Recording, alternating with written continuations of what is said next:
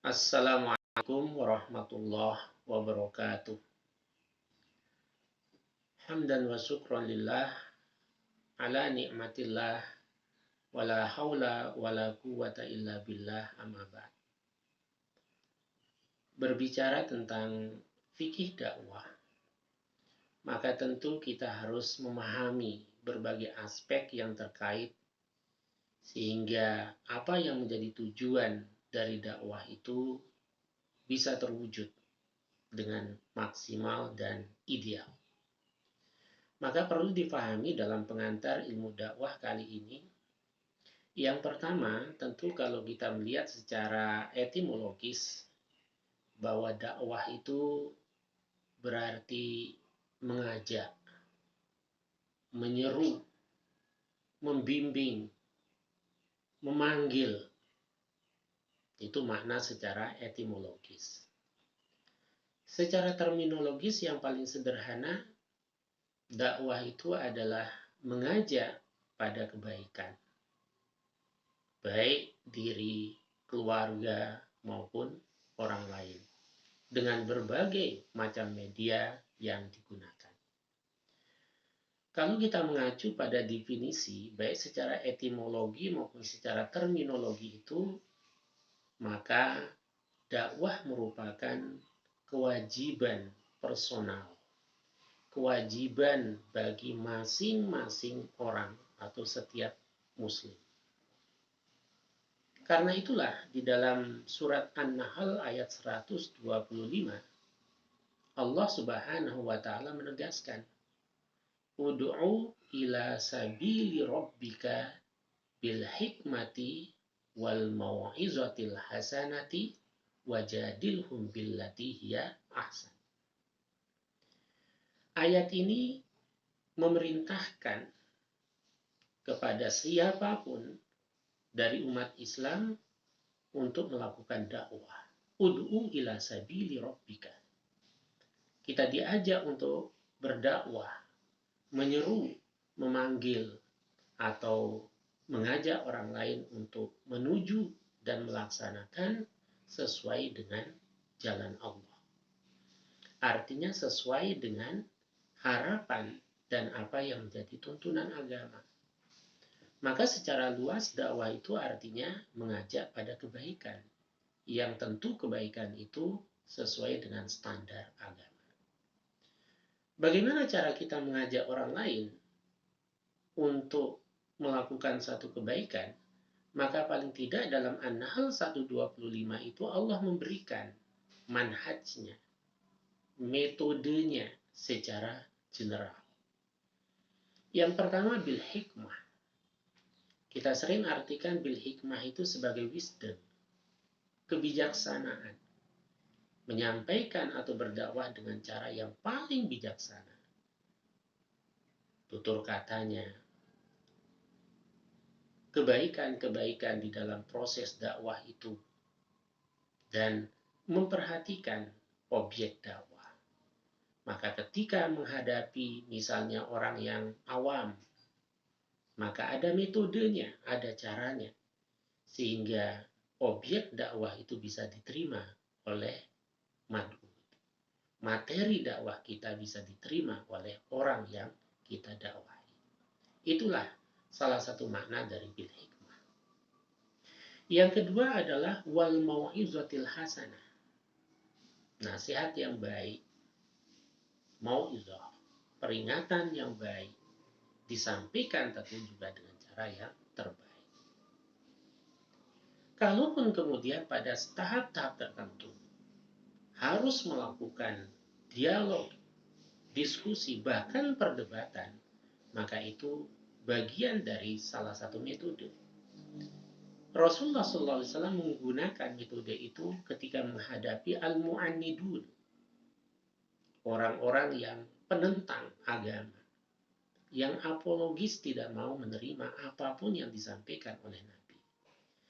Maka secara persuasif Nabi mendakwahi mereka dengan cara-cara yang bijak, nasihat-nasihat yang terbaik, kemudian mengajak dialog. Bahkan terhadap al-mu'annidun, orang yang pembangkang, pun juga diajak untuk berdiskusi. Bahkan tidak menutup kemungkinan diajak untuk melakukan proses perdebatan. Nah, ini salah satu ayat yang menekankan tentang urgensi, pentingnya, sekaligus juga kewajiban dakwah bagi setiap umat Islam. Terlebih lagi Nabi Shallallahu Alaihi Wasallam menegaskan, balighu anni walau ayah. Sampaikanlah dariku, sampaikanlah apa yang aku sampaikan, dakwahkan kepada orang lain. Apa yang berasal dariku, yaitu dari Nabi, walau ayat, sekalipun satu ayat, sekalipun satu kata, sekalipun hanya satu kebaikan yang bisa kita lakukan. Maka berdasarkan ayat dan hadis ini, kita bisa menyimpulkan bahwa dakwah itu kewajiban setiap umat Islam. Jangan menunggu jadi orang pintar untuk berdakwah, tapi berdakwahlah hingga kita menjadi orang pintar. Tentu kita harus memperhatikan potensi kita, kualitas kita, dan kemampuan kita masing-masing. Karena dakwah tidak selalu bermakna khusus, tetapi memberikan contoh keteladanan, menyampaikan sesuatu yang kecil tapi kebaikan yang mampu kita sampaikan, semua itu bagian dari dakwah. Karena itulah maka dakwah ini menjadi salah satu poin yang sangat penting dalam risalah Islam. Nabi Shallallahu Alaihi Wasallam ketika berdakwah, maka berbagai metode dilakukan. Pada tahap awal, ketika Islam itu masih lemah, dalam arti bahwa umat Islam itu masih sedikit, tidak memiliki kemampuan strategis untuk melakukan upaya-upaya yang lebih masif. Maka Nabi Shallallahu Alaihi Wasallam menggunakan strategi. Paling tidak kita mengenal ada dua istilah dalam metode dakwah Nabi. Ketika Nabi Shallallahu Alaihi Wasallam berada di Mekah pada awal dakwah Islam, umat Islam masih sedikit. Posisi mereka di bidang ilmu, politik, sosial, dan lain sebagainya sangat lemah. Maka strategi yang digunakan oleh Nabi adalah sirriyatud dakwah. Beliau berdakwah secara sembunyi-sembunyi. Dari keluarga intinya dulu. Sahabat-sahabat terdekat beliau. Itu yang didakwahkan. Bahkan menjadi calon-calon dai militan yang dididik oleh Rasulullah SAW. Barulah ketika umat Islam itu semakin banyak, semakin kuat, bahkan memiliki kekuatan dari aspek sosial dengan masuk Islamnya beberapa tokoh-tokoh Quraisy pada saat itu yang disegani. Contohnya seperti Umar bin Khattab. Maka ketika umat Islam sudah kuat, jumlahnya sudah semakin banyak, maka Nabi merubah strateginya dari sirriyatud dakwah menjadi jahriyatud dakwah. Dari dakwah secara sembunyi-sembunyi menuju dakwah secara terang-terangan. Maka Nabi menggunakan paling tidak 4 fasilitas. Pertama, lewat jalur keluarga. Beliau berdakwah dari satu keluarga ke keluarga yang lain. Dengan berbagai macam cara, dengan berbagai macam kondisi mereka. Maka Nabi menyesuaikan dakwahnya dengan realitas yang ada. Kemudian yang kedua, Nabi Shallallahu Alaihi Wasallam melakukan dakwah di tengah masyarakat luas, sehingga yang hadir pun juga banyak, yang masuk Islam pun juga semakin banyak. Kemudian yang ketiga, Nabi Shallallahu Alaihi Wasallam membuat satu formalitas dakwah, atau Nabi Shallallahu Alaihi Wasallam menggunakan sarana yang lebih formal dengan mendirikan salah satu lembaga pendidikan yang cikal bakalnya itu ketika Nabi Shallallahu Alaihi Wasallam menggunakan rumah salah seorang sahabatnya Arqam, sehingga sering disebut dengan Baitul Arqam atau Darul Arqam. Kemudian yang keempat, Nabi berdakwah menyampaikan risalah Islam melalui sarana masjid. yang dalam Islam masjid ini merupakan pusat peradaban, pusat keilmuan, pusat dakwah, pusat ibadah, bahkan pusat askari, penggemblengan dari pasukan-pasukan Islam. Yang ternyata empat hal itu dalam dunia pendidikan kita sering mengenal dengan catur dharma pendidikan. Ada juga yang mengatakan sebagai catur lingkungan pendidikan, yaitu keluarga, masyarakat, sekolah, dan pusat ibadah. Dalam hal ini tentu masjid. Itulah yang dilakukan oleh Nabi Shallallahu Alaihi Wasallam.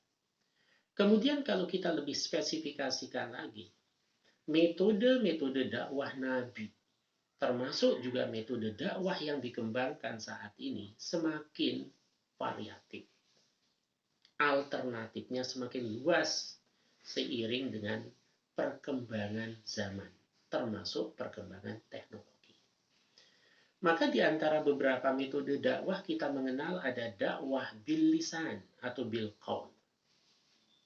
Menyampaikan orasi, menyampaikan ceramah, menyampaikan kajian atau pengajian lewat tutur kata, lewat kajian-kajian yang dijelaskan secara lisan, sehingga terjadi di situ transformasi ilmu dari dai ke mad'u kepada orang lain yang didakwahkan. Secara zaman berkembang, itu pun juga semakin bervariasi. Baik itu dilembagakan dalam bentuk formal, informal, ataupun non-formal. Tapi pada prinsipnya adalah dakwah bil lisan itu menyampaikan secara langsung kepada orang lain. Kemudian yang kedua, pada masa Nabi juga beliau melakukan dakwah bil qalam. Kalau tadi bil kalam atau bil lisan, yang kedua bil qalam, dengan tulisan. Maka Nabi Shallallahu Alaihi Wasallam menulis catatan, menulis surat kepada beberapa kaisar, kepada pemimpin kelompok, agar mereka mau masuk Islam. Nah, itu bagian dari dakwah bil qalam. Dalam konteks saat ini, dakwah bil qalam bisa kita perluas maknanya.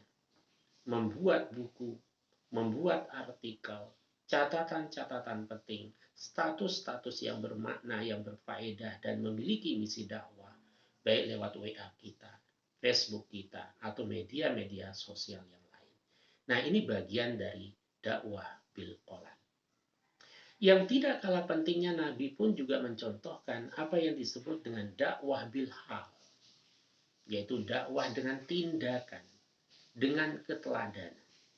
Bahkan dikatakan dalam berbagai perspektif kajian dakwah bahwa qaulul hal afsahu min qaulil maqal. Tindakan itu, contoh dan keteladanan itu lebih efektif dari sejuta kata-kata. Nah, ini yang dilakukan oleh Nabi Shallallahu Alaihi Wasallam.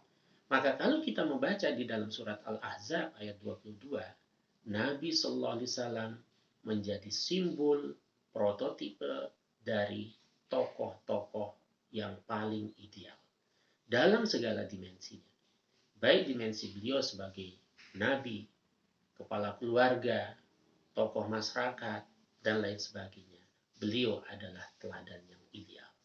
Maka Al-Quran menegaskan, laqad kana lakum fi rasulillahi uswatun hasanah. Sungguh telah ada pada diri Nabi Sallallahu Alaihi Wasallam itu teladan yang baik, bahkan teladan yang paling ideal. Nah, karena itulah dakwah bil hal ini mampu sungguhnya dilakukan oleh siapapun, sesuai dengan kapasitasnya, sesuai dengan kemampuan yang dimiliki. Kemudian dalam perkembangan saat ini kita bisa menambahkan bahwa dakwah itu bisa dilakukan secara virtual. Maka kita sebut dengan dakwah virtual. Yang dakwah virtual itu bisa wujudnya lewat media sosial yang kita miliki. Bisa wujudnya dari Facebook misalnya, Instagram kita, dari channel YouTube kita, dan lain sebagainya. Yang bahkan pada saat ini dakwah virtual itu mampu menembus segala lini kehidupan masyarakat, termasuk generasi-generasi milenial. Oleh sebab itulah, maka dakwah ini harus kita kembangkan sesuai dengan keadaan dan perkembangan zaman. Karena itu dibutuhkan satu pemahaman, satu wawasan, satu persiapan, baik secara ilmu, tenaga, waktu, bahkan juga biaya. Maka inilah pentingnya pemahaman tentang fikih dakwah itu. Termasuk kita memahami dan membaca sirah Nabi tentang bagaimana perjalanan Nabi, sepak terjang Nabi dalam melakukan dakwah, baik bil qaul atau bil lisan, bil hal atau dengan tindakan dan keteladanan, bahkan dengan bil qalam dan berbagai macam strategi yang lain. Pada prinsipnya adalah dakwah merupakan kewajiban kita, maka mari kita lakukan sesuai dengan kapasitas kemampuan kita masing-masing. Ingat, jangan tunggu pintar untuk berdakwah, tapi berdakwahlah hingga kita menjadi pintar dengan memahami kapasitas kemampuan diri kita masing-masing. Saya kira ini menjadi pengantar untuk ilmu dakwah atau fikih dakwah kita. Semoga kita bisa mengkaji lebih lanjut lewat berbagai macam sarana yang ada dan poin-poin yang harus kita perhatikan dalam ilmu dakwah ini. Kurang lebihnya mohon maaf. Assalamualaikum warahmatullahi wabarakatuh.